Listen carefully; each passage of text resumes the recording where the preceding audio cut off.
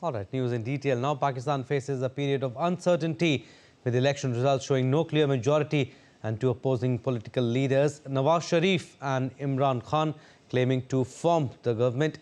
Pakistan Tehreek-e-Insaf chairman Gohar Ali Khan on Saturday claimed that the president would invite his party to form the government as they had gotten a majority in the National Assembly.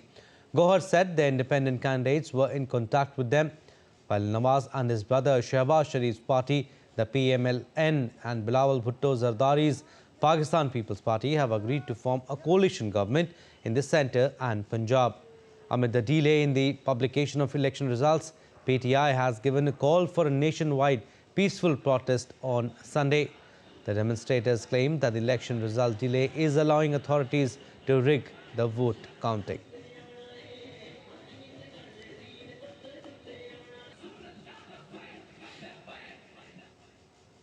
Now, Myanmar's junta declared mandatory military service for all young men and women in the country on Saturday. According to an official statement, all men aged 18 to 35 and women aged 18 to 27 must serve for up to 2 years, while specialists like doctors aged up to 45 must serve for 3 years. The service can be extended to a total of 5 years in the ongoing state of emergency. The Southeast Asian nation has been in turmoil since the military seized power from an elected government in a 2021 coup. The decision comes at a time when the Myanmar junta struggles to contain armed rebel forces fighting for greater autonomy in various parts of the country. And amid deteriorating security situation in Myanmar, India on Thursday suspended the free movement regime along the Myanmar border with immediate effect. The free movement regime had allowed citizens from either nation to cross the border and travel up to 16 kilometers into the other's territory without documents like passports or visa. In January this year, India's Home Minister Amit Shah had said that government will secure the India-Myanmar border with barbed fencing. India's Ministry of External Affairs has advised its citizens in Myanmar's Rakhine state to leave immediately.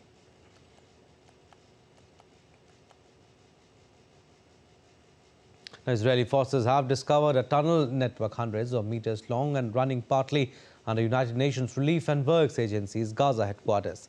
Calling it new evidence of Hamas exploitation of the main relief agency for Palestinians, the military said they found Hamas complex with rows of computer servers that served as an important communication center and intelligence hub for the Islamist terrorist group. It added that the compound appears to have run on electricity drawn from the UN's power supply. Israel thus says the agency is perforated by Hamas and must be replaced.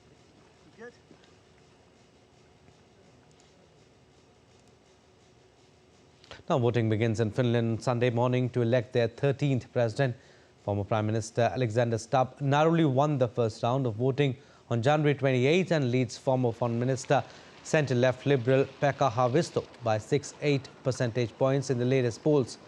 The 55-year-old multilingual presidential frontrunner Alexander Stubb of the National Coalition Party is known as a pro-European cosmopolitan, previously served as Prime Minister and Foreign Minister and as a member of the European Parliament. He narrowly won the first round of voting on January 28. Liberal Pekka Haavisto, a Green League member and former United Nations diplomat, has run for president twice before, in 2012 and 2018. Both times finishing second behind retiring President Sauli Niinisto. If elected, Haavisto would become Finland's first openly gay president. Results from the advanced voting will be confirmed shortly after polls close at 1800 GMT on Sunday. While final results or full results are expected as the vote count progresses, most likely before 2100 GMT on Sunday. On February 14th, the results of the second election will be confirmed.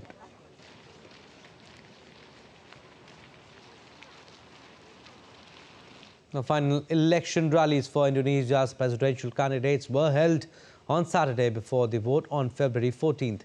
Tens of thousands of supporters of presidential contenders packed final rallies in the capital Jakarta and the central Java cities of Solo and Semarang. Candidates will enter a cooling-off period from today to election day on February 14th, where 3 contestants are running to succeed. The contenders to lead the world's third-largest democracy are former governors Ganjar Pranovo and Anis Baswedan and ex-Special Forces Commander Prabowo Subianto. Defence Minister Prabowo is contesting his third successive election and holds his rally at another stadium in Jakarta.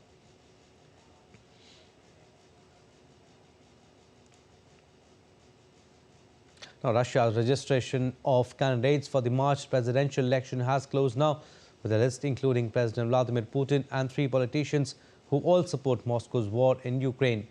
The list did not include the Russian anti-war candidate Boris Nadezhdin after the Central Election Commission barred him on Thursday from running. It said Commission had found flaws in the collection of signatures required for the support of his candidacy. The CEC registered Vladislav Devanakov, deputy chair of the Russian Duma and a member of the New People Caucus, Leonid Slutsky, the leader of the Kremlin-loyal ultra-nationalist Liberal Democratic Party, and the Communist Party nominee Nikolai Kharitonov. Putin, who has chosen to run as an independent rather than as the candidate of the ruling United Russia Party and who has been Russia's paramount leader since 2000 and controls all the state's levers, is expected to easily win next month's vote.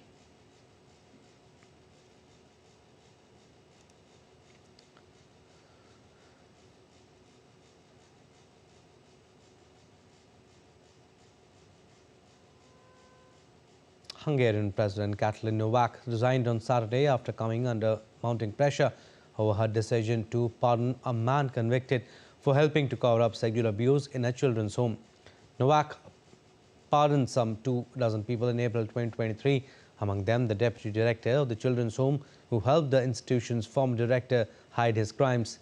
This week, Hungarian opposition parties had demanded Novak's resignation over the case, and 1,000 demonstrators rallied at Novak's office calling for her to quit. In a bid to contain the political damage, Prime Minister Viktor Orban submitted a constitutional amendment to Parliament late on Thursday, depriving the President of the right to pardon crimes committed against the children.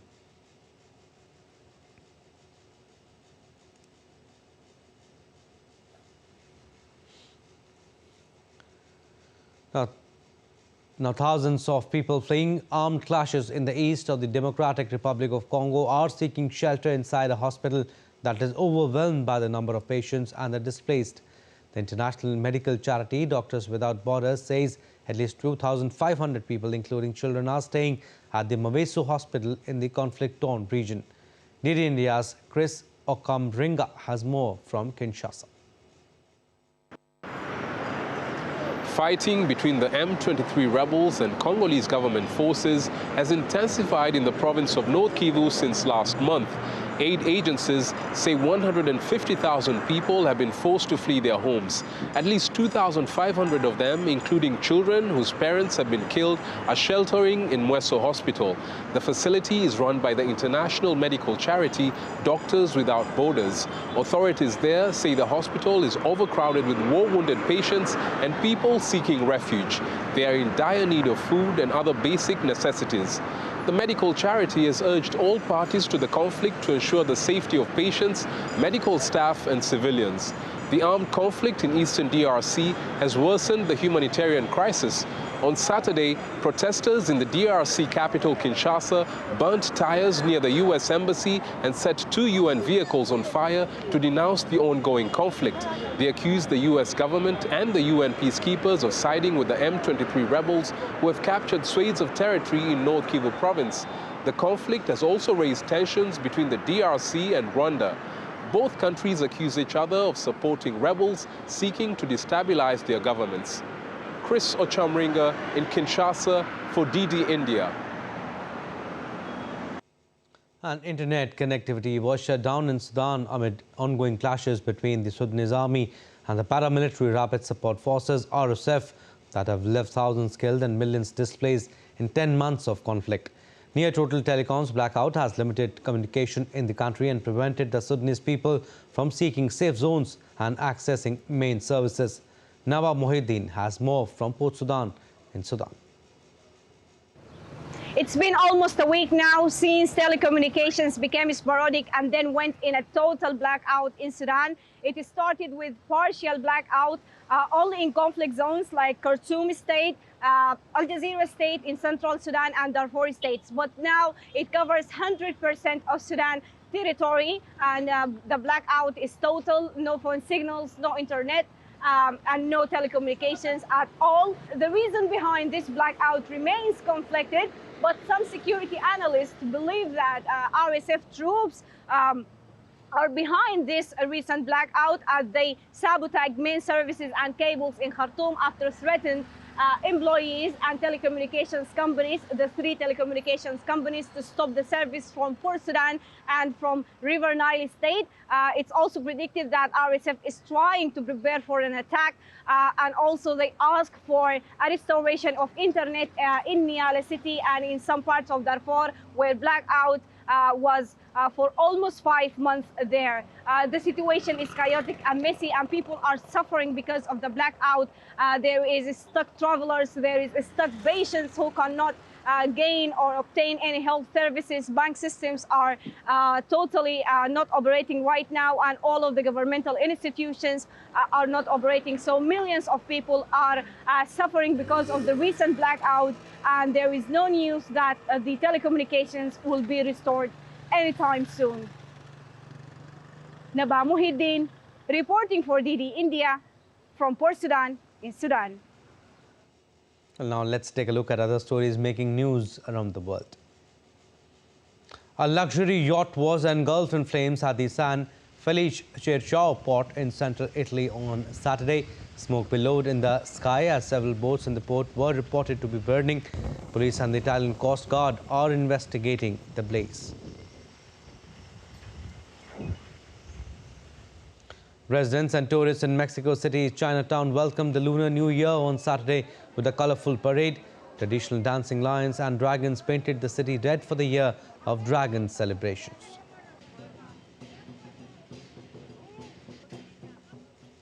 In Bolivia, more than 30,000 dancers and 16,000 musicians in elaborate costumes performed in a parade during celebrations of the annual Oruro Carnival in the historic mining town of Oruro on Saturday. The carnival has its origins in the ancient festival of celebrated by the indigenous Uru people.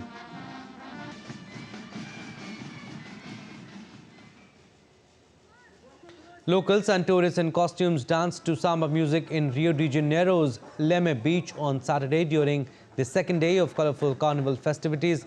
The carnival street parties are taking place despite concerns over a surge in mosquito-borne dengue fever in Brazil.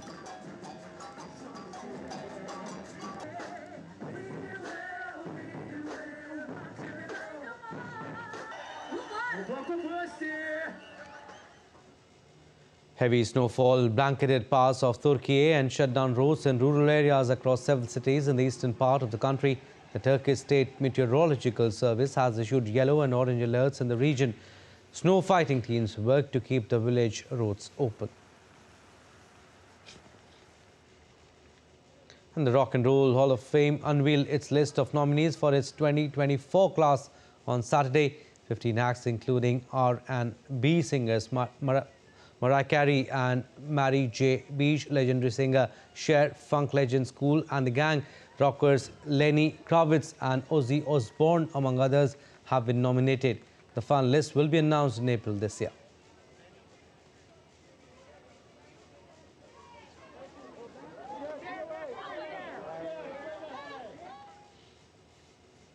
All right, well, slip into a short break, but still to come on this edition of DD India Live.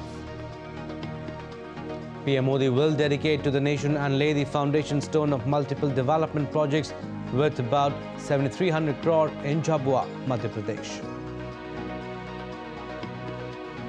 3-day Kalinga Literary Festival is underway in Indian state of Odisha. And in football, Nigeria is looking to become a 4-time winner of the Africa Cup of Nations or AFCON as they play against Ivory Coast.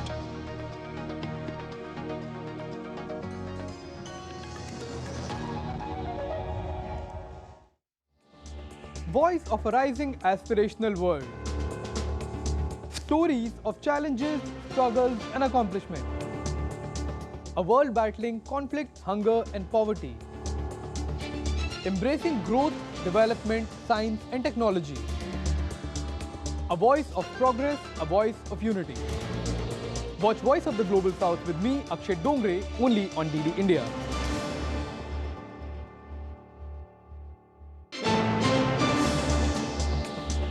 Voice of a rising aspirational world. Stories of challenges, struggles and accomplishment. A world battling conflict, hunger and poverty. Embracing growth, development, science and technology. A voice of progress, a voice of unity. Watch Voice of the Global South with me, Akshay Dongre, only on DD India.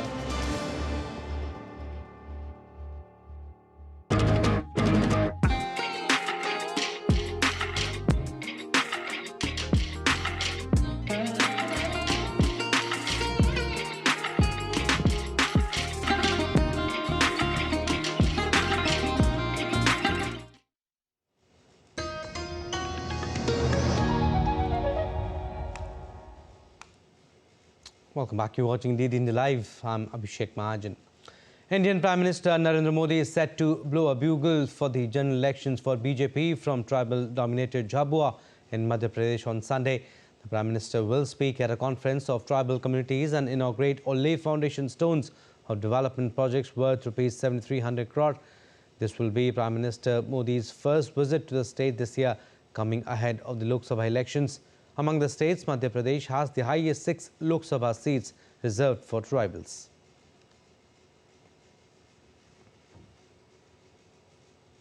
And India's Union Home Minister Amit Shah on Saturday announced that Citizenship Amendment Act or CAA 2019 will be notified and implemented before the upcoming Lok Sabha elections. The Citizenship Amendment Act, Home Minister Amit Shah stressed, was brought in to provide citizenship and not take away anyone's citizenship. A report.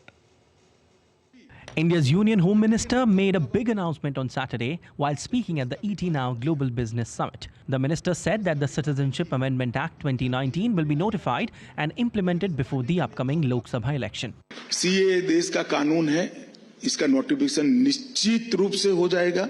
चुनाव के पहले ही CAA को अमल में आना है, इसमें किसी को कंफ्यूजन रखना नहीं है. Union Minister Shah further stressed that the act is to provide citizenship and not to take away anyone's citizenship.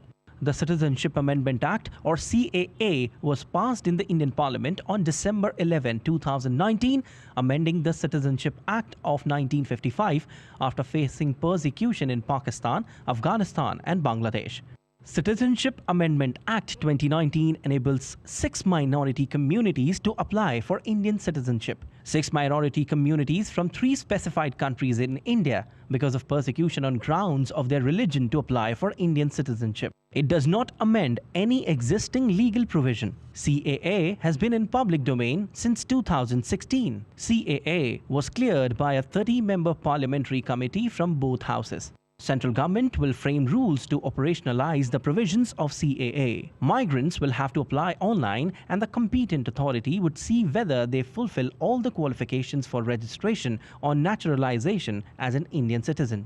This act was introduced by Prime Minister Narendra Modi-led government with an aim to confer Indian citizenship to refugees who came to India before December 2014. With Nikita's report, Siddharth Bharadwaj, DD India. India's UPI will be launched in Sri Lanka on 12 February. The interface will be linked to Lanka QR. As per media reports, Sri Lanka's Foreign Minister Ali Sabri said that the leaders of both countries will connect online for the launch event. UPI or Unified Payments Interface is an instant real-time payment system developed by National Payments Corporation of India. The interface facilitates interbank, peer-to-peer and person-to-merchant transactions. Now let's take a look at other stories making news today. Sonmarg in India's Kashmir, known as the best skiing destination in the world for its powdery snow, is witnessing massive arrival of tourists this winter. Tourists from all over the world are reaching to the region to enjoy skiing at the fresh snow in Sonmarg. It has also emerged as a tourist hotspot, captivating nearly 7 lakh visitors in the past 11 months. Tibetan community in Indian state of Bihar celebrates the Losar festival. This festival, also known as Tibetan New Year, is a religious celebration. The Buddhist monks in Gaya hold special prayers during the event for the world peace. It is observed for a period of 15 days. The centuries-old custom of Losar celebrations continues to foster communal bonds and provide joy to the people.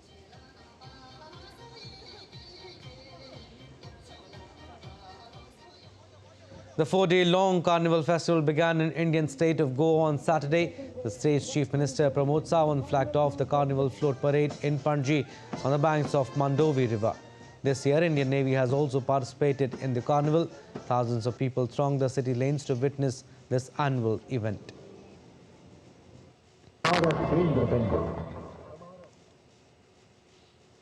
The 3-day Kalinga Literary Festival is underway in the Indian state of Odisha.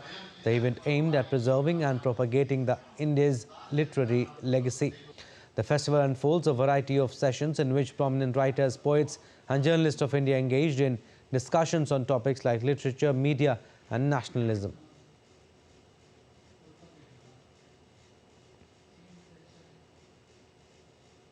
All right, sports updates now. We'll start with cricket. India and Australia will square off for the ICC Under-19 Cricket World Cup trophy on Sunday, with both teams entering the final with unblemished records.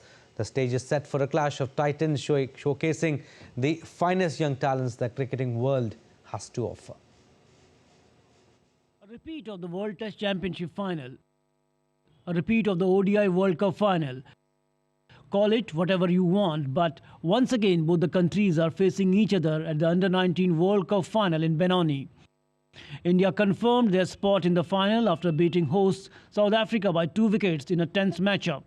Chasing 245 for victory, India battled back from 32 for 4 to seal a memorable win thanks to a brilliant match-winning partnership between Sachin Das and captain Uday Saharan. The second semi-final also provided no shortage of drama as Australia emerged victorious over Pakistan by 1 wicket in the final over of the contest.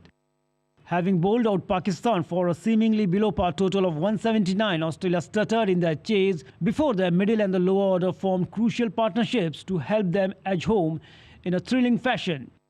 India and Australia both head into final undefeated, having topped their respective groups in both initial and the Super 6 stage, and can boast some of the most exciting young talents on the planet.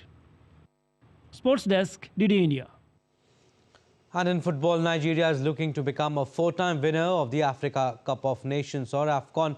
The Nigerian football team secured a ticket to the final against Ivory Coast after defeating South Africa in the semi-final. From Nigeria, DD India's Ajak Mangut reports now on the build-up to the big game. Excitement is building in Nigeria.